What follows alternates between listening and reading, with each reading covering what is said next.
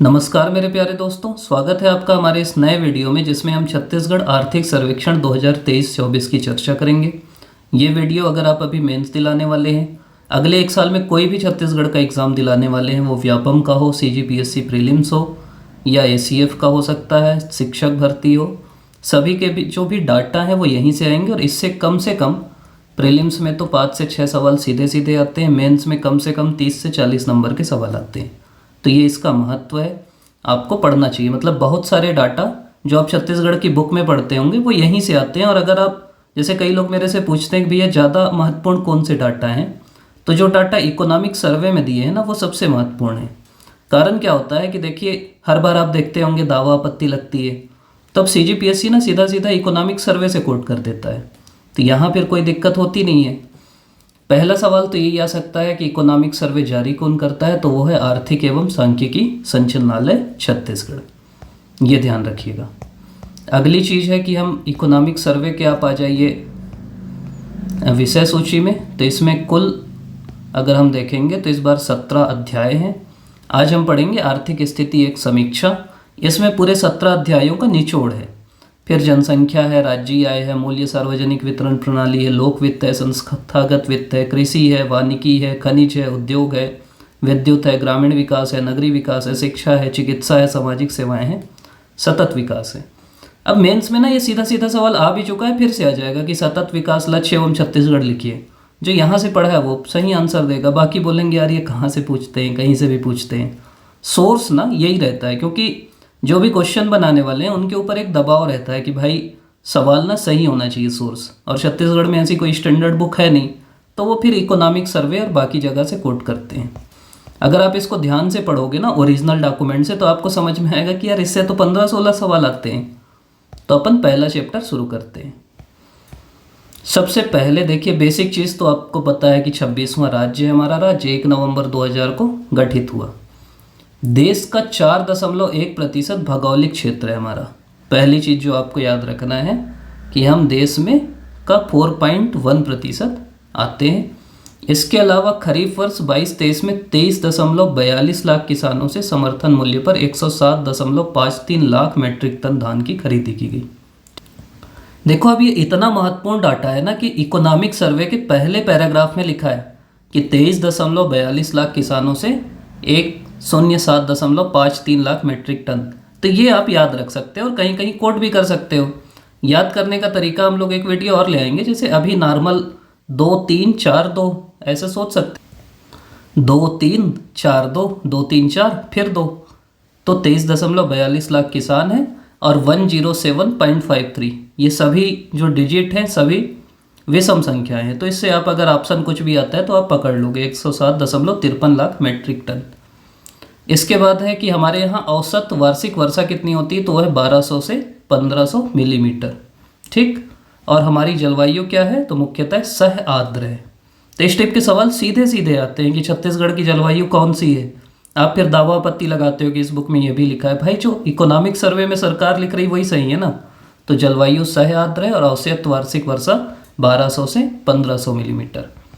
फिर छत्तीसगढ़ राज्य का भौगोलिक क्षेत्रफल है 135,191 वर्ग किलोमीटर, जो कि देश के क्षेत्रफल का 4.1% है। हम पहले ही देखे।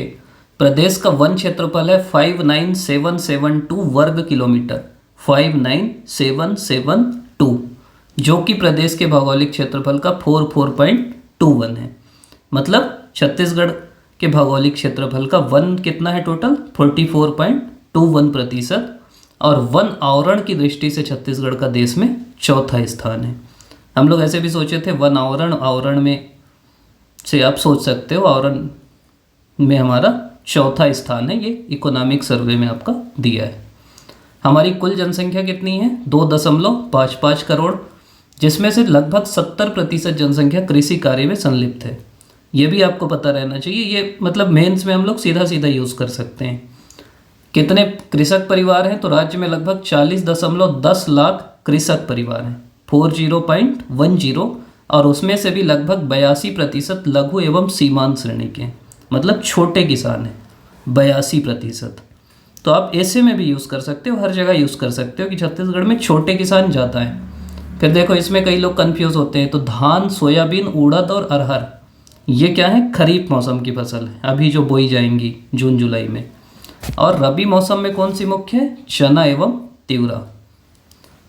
और कुछ जिले गन्ना उत्पादन के लिए हैं, और हमारे यहाँ 4 सहकारी शक्कर कारखाने हैं। बताइएगा कमेंट में कौन कौन से सहकारी शक्कर कारखाने हैं। सब माता लोग के नाम पे हैं, दंतेश्वरी माता, महामाया माता। उसके बाद क्या है, छत्तीसगढ़ अभी क्या है, हम लोग मिलेट पे खूब ज़्यादा फोकस कर रहे हैं, हमारी राज्य सरकार भी, केंद्र सरकार भी। कई लोग बोल रहे हैं ऐसे किस पे आएगा, मिलेट पे भी आ सकता है। तो भारत में हम लोग मिलेट हब बन रहे हैं। तो कितने जिले हमारे यहाँ मिलेट जिले हैं, तो 14 जिलों को हम लोग मिलेट जिले के रूप में चिन्हांकित किए हैं। और मिलेट कैफ़े चालू किए हैं, मतलब कैफ़े में मिलेट से रिलेटेड सामान मिलेगा। फिर ये डाटा भी आप ध्यान रखिएगा कि मातृ मृत्यु दर मतलब होता है कि प्रति 1 लाख जीवित जन्मों पे कितनी माताओं की मृत्यु होती है। तो 1-3 में जब हम बने थे तब हमारे यहाँ मातृ मृत्यु दर थी 379। अब ये घट के हो गई है 137। ठीक, 137, 1 में 2 जोड़ो 3, 3 में 4 जोड़ो 7। इसके अलावा शिशु मृत्यु दर जो है वो घट के हो गई है 38। पहले ये थी 77, पहले 77 थी। मतलब आप ऐसा समझिए कि शिशु मृत्यु दर 77 से घट के हो गई है 38, और मातृ मृत्यु दर 379 से घट के हो गई है 137।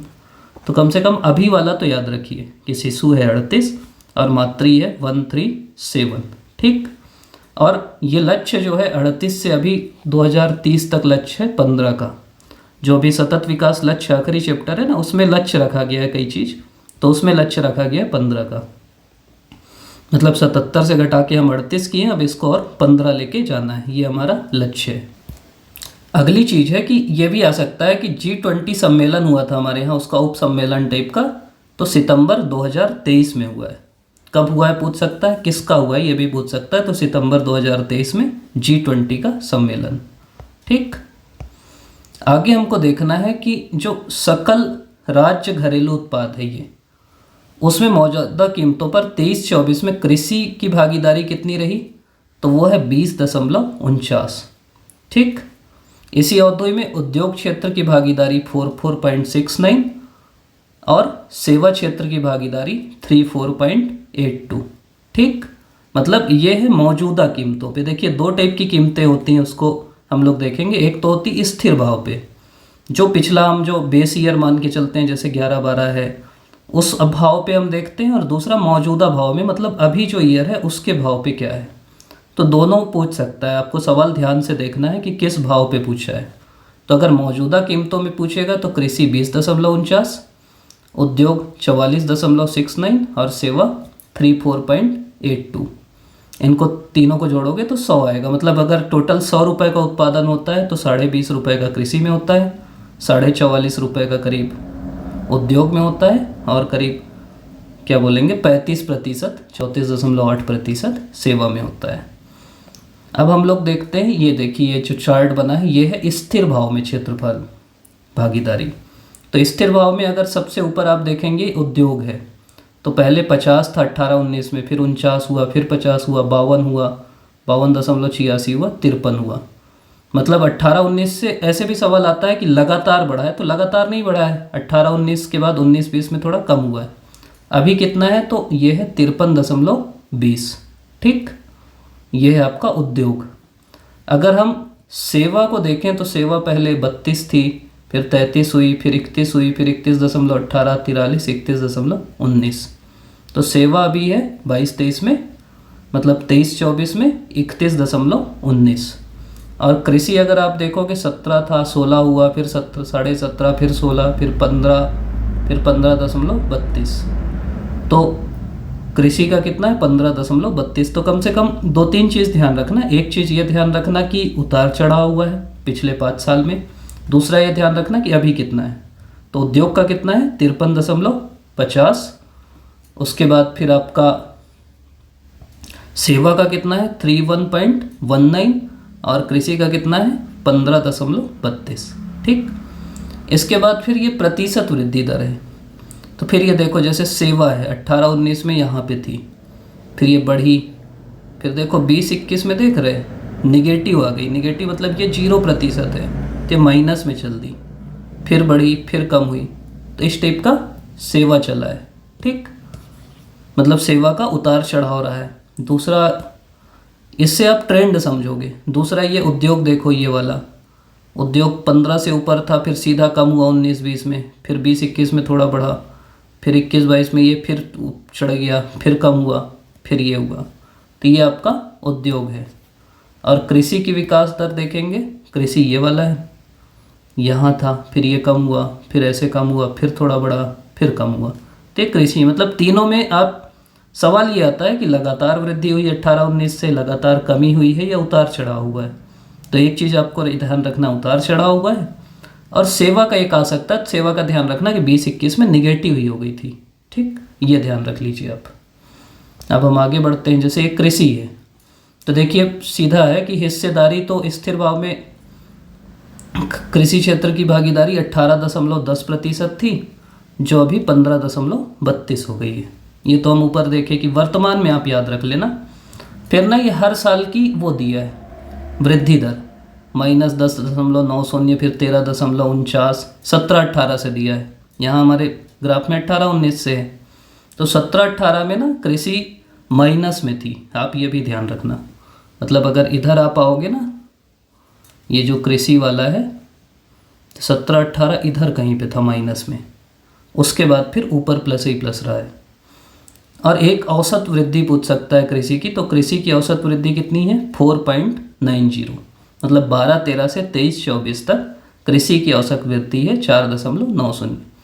एक दो चीज़ बस याद रखो, ज़्यादा आप मत कंफ्यूज हो। एक याद रखो उतार चढ़ा हुआ है, दूसरा याद रखो कि अभी हिस्सेदारी है 15.32, तीसरा याद रखो कि औसत वृद्धि है 4.90%।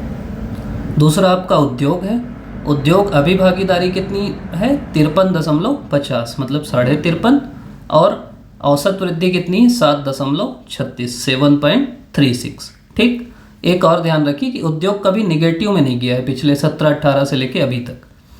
कृषि 17-18 में गई है, सेवा एक बार गई है, अभी देखना यही दिखा देता हूँ मैं, सेवा ये गई है ना 20-21 में गई है, कृषि 17-18 में गई है,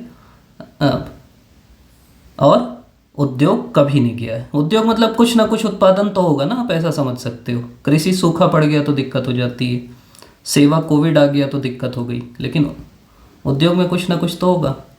तो सेवा का एक तो आपको ध्यान रखना है कि 31.19% है इसकी हिस्सेदारी, और औसत वार्षिक वृद्धि दर है 5.37%। ठीक, ये दो चीज़ आप ध्यान रखना। और ये मैं बोल रहा था, ये जो निगेटिव गया था -4.64 गया था। मूल्य एवं सार्वजनिक वितरण में आपको ध्यान रखना, ये पूछ सकता है सीधा सीधा कि औसत उपभोक्ता मूल्य सूचकांक जो है मई 23 में, ये ग्रामीण का है 169.9, शहरी का है 168.4, और दोनों का मिला के एवरेज है संयुक्त 169.3। तो ये ध्यान रखना कि 169 के आसपास है।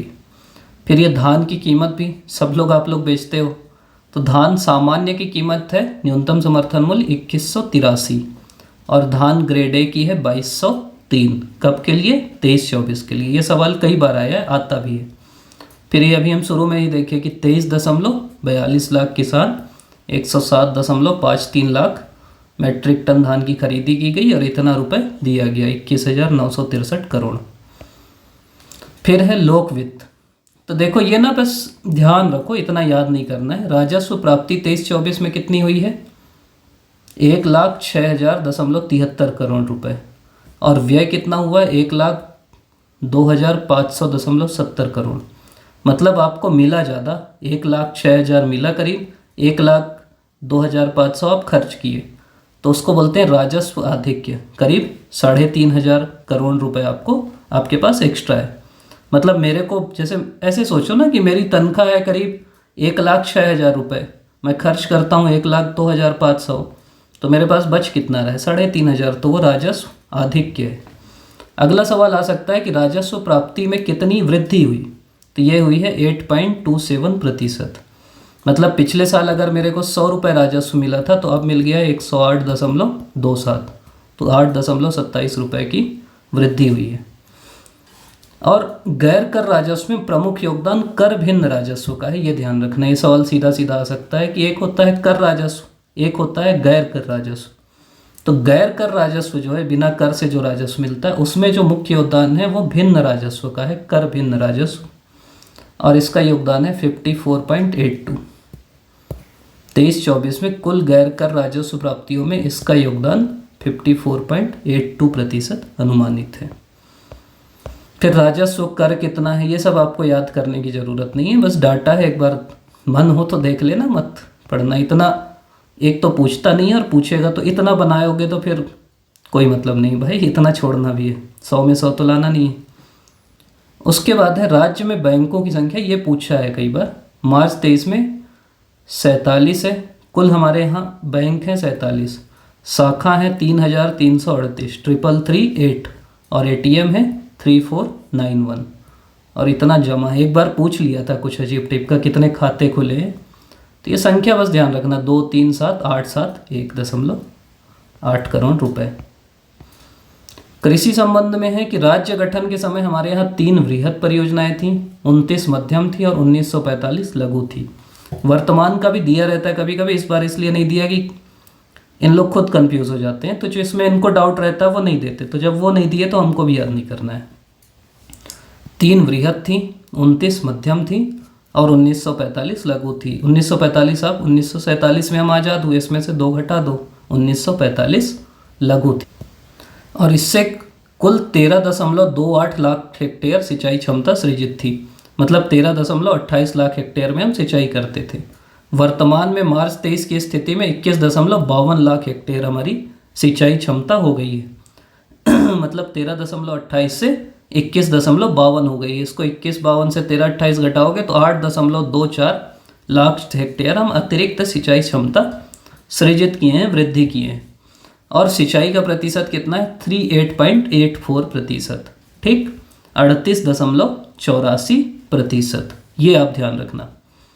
हमारे यहाँ कितनी कृषि उपज मंडियाँ हैं, तो 69 कृषि उपज मंडियाँ हैं और 121 उप मंडियाँ कार्यरत हैं। 69 कृषि उपज मंडियाँ, 121 उप मंडियाँ हैं। हमारे यहाँ 2.027 लाख हेक्टेयर जल क्षेत्र उपलब्ध है, 2.027 लाख हेक्टेयर जल क्षेत्र, जिसमें से 1.971 लाख हेक्टेयर में मछली पालन किया जाता है, मतलब कि कुल का 97.24% में मछली पालन किया जाता है। 97.24 मतलब 2.027 में 1.971 में करते हैं। फिर ये वानिकी है, इसका डाटा आप लोग कंफ्यूज रहते हैं। एक वन होता है आरक्षित, ये है 25,782, प्रतिशत ध्यान रखना 43.13% आरक्षित है। फिर है संरक्षित, ये है 24,036, मतलब 40.22%, आरक्षित ज़्यादा है। फिर संरक्षित है, आरक्षित को ना ज़्यादा बचाया जाता है, मतलब आरक्षित ज़्यादा रेस्ट्रिक्टेड वन होते हैं, वहाँ आपको घुसने उसने नहीं देते, उससे कम में संरक्षित होता है और उससे कम अवर्गीकृत होता है जो 16.65 है। मतलब आरक्षित है आपका 43.13, संरक्षित है 40.22 और अवर्गीकृत है 16.65। कुल वन क्षेत्र है 59,772.40, पिछले साल ही आया था प्रीलिम्स में। लोग बोलते थे क्यों याद करें, देखो मेन पहले चैप्टर में ही लिखा है, तो ये तो करना पड़ेगा ना। तो कितना वन क्षेत्र है, 59,772.40।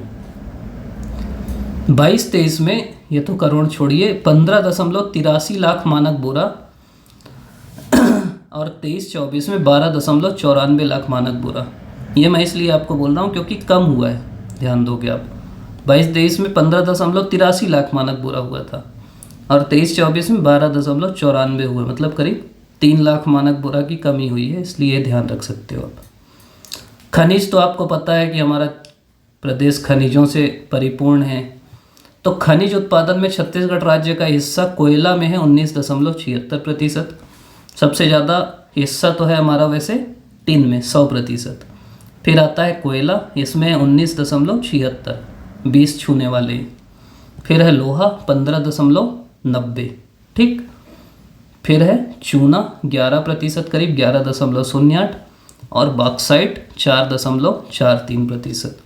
ये ऑथेंटिक डाटा है। आप लोग कंफ्यूज होते हो कि कहाँ से पढ़ें, तो ये सीधा सीधा, और जैसे मेंस में लिखते हो ना, तो आर्थिक सर्वेक्षण 23-24 के अनुसार देश के खनिज उत्पादन में छत्तीसगढ़ राज्य का हिस्सा कोयला में 19.76, लोहे में 15.90, चूना में 11.08, बॉक्साइट में 4.43 और टिन में 100% रहा है।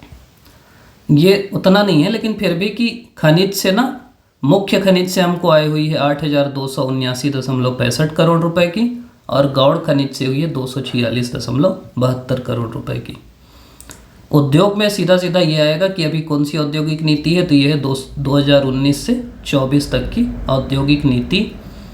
और इसमें राज्य में इस टाइप का सवाल कभी कभी आता है। 20,100 करघों पर लगभग 60,300 बुनकर हैं, मतलब ऐसा मानो कि एक करघे पे 3 बुनकर हैं, तो 20,100 करके हुए 60,300, सीधा सीधा गुणा करके लिख दिए।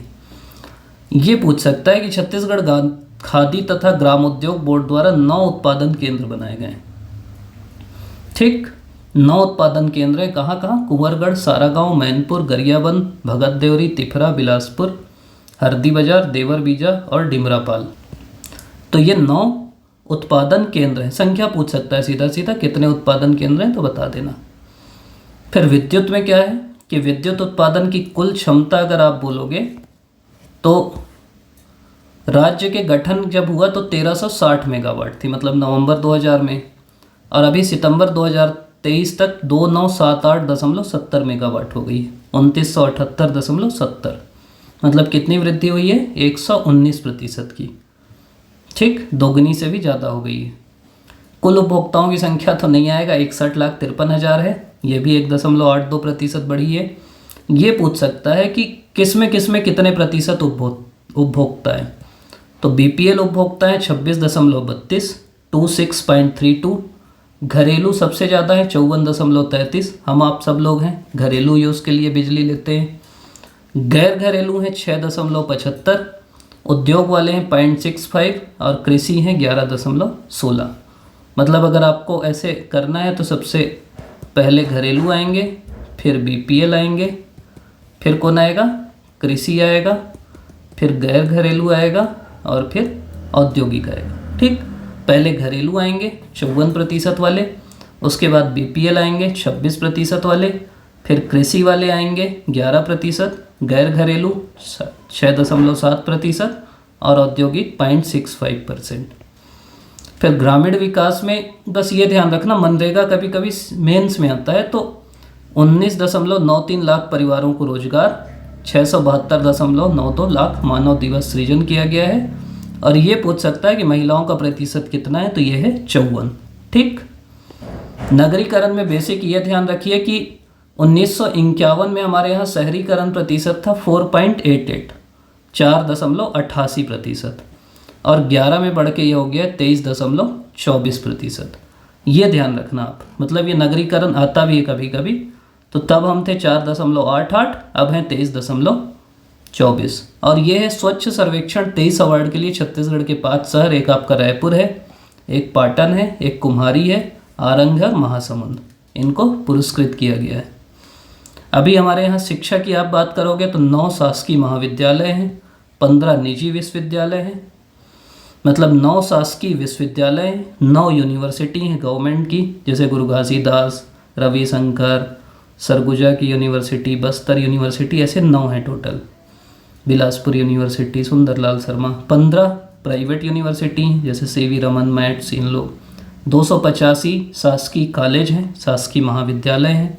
12 अनुदान प्राप्त अशासकीय महाविद्यालय हैं, जिनको अनुदान देती है सरकार, हैं अशासकीय, और 256 अनुदान अप्राप्त अशासकीय महाविद्यालय हैं। ये संख्या आप ध्यान रखना कि 9 आपके शासकीय विश्वविद्यालय, 15 निजी विश्वविद्यालय, 285 शासकीय महाविद्यालय, 15 अनुदान प्राप्त अशासकीय महाविद्यालय, 256 अनुदान अप्राप्त अशासकीय महाविद्यालय।